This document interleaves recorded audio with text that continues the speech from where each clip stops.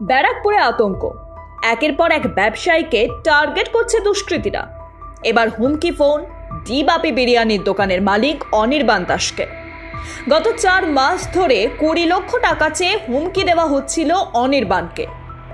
আসছিল হুমকি ফোন, করা হচ্ছিল মেসেজও।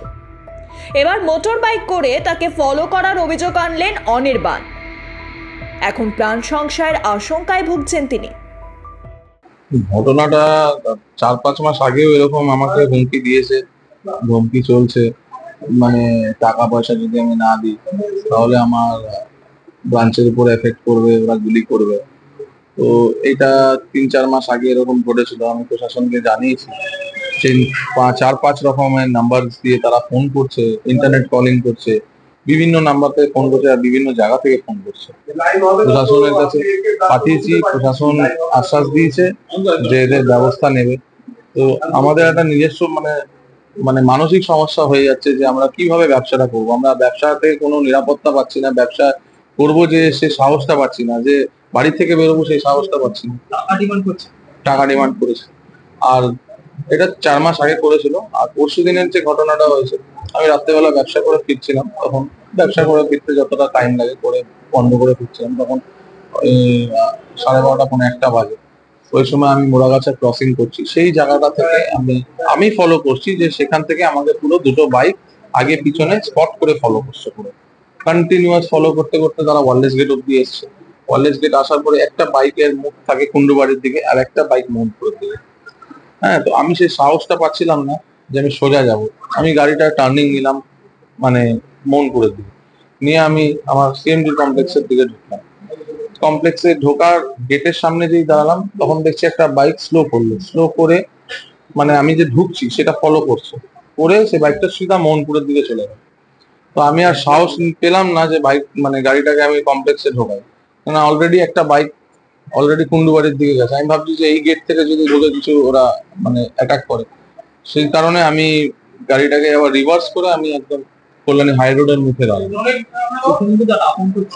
প্রচন্ড দাদা, আমি রাতে ঘুম হচ্ছে না ঠিক মতন, মানে রীতিমতো আতঙ্কিত হয়ে গেছি। মানে নিরাপত্তাহীনে ভুগি, মানে প্রচন্ড। মানে এরকম বাই ফোনে এখন কথাবার্তা বলছি, বাড়ির থেকে বেরোচ্ছি না এখন আপাতত। পুলিশকে জানিয়েছি, পুলিশ আশ্বাস দিয়েছেন, পুলিশ যথেষ্ট চেষ্টা করছেন। কালকের থেকে পরশুদিন থেকে পুলিশ মানে চেষ্টা করে যাচ্ছেন তাদেরকে ধরার। ওনারা আশ্বাস দিয়েছেন যত শীঘ্রই পারবেন তাদেরকে। দলীয় স্তরের নেতৃত্বদের সাথেও কথা হয়েছে, তারাও আশ্বাস দিয়েছেন আমাকে।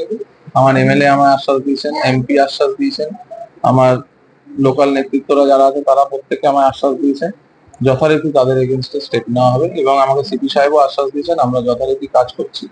আমায় আশ্বাস দিয়েছেন যত শীঘ্রই পারবেন তাদেরকে। কিন্তু আমরা একটা মানে কি বলুন তো, মানে ফ্রাস্ট্রেশনে ভুগছি, ডিপ্রেশন এসে যাচ্ছে। আমি যে ব্যবসা করবো, আমার পলিটিক্যাল কেরিয়ারে একটা প্রবলেম হচ্ছে, আমি পলিটিক্যালি ঠিক মতন কাজ করতে পারছি না, ব্যবসায় ঠিক মতন মন দিতে পারছি না, সমস্ত দিকে হ্যাম্পার হচ্ছে। আতঙ্কে এখন ঘরবন্দি অবস্থায় দিন কাটাচ্ছেন অনির্বাণ। যেতে পারছেন না বিরিয়ানির দোকানে। এভাবে কিভাবে ব্যবসা চালাবেন তিনি, সেই প্রশ্নই তুলেছেন তিনি। দাবি করেছেন নিরাপত্তার।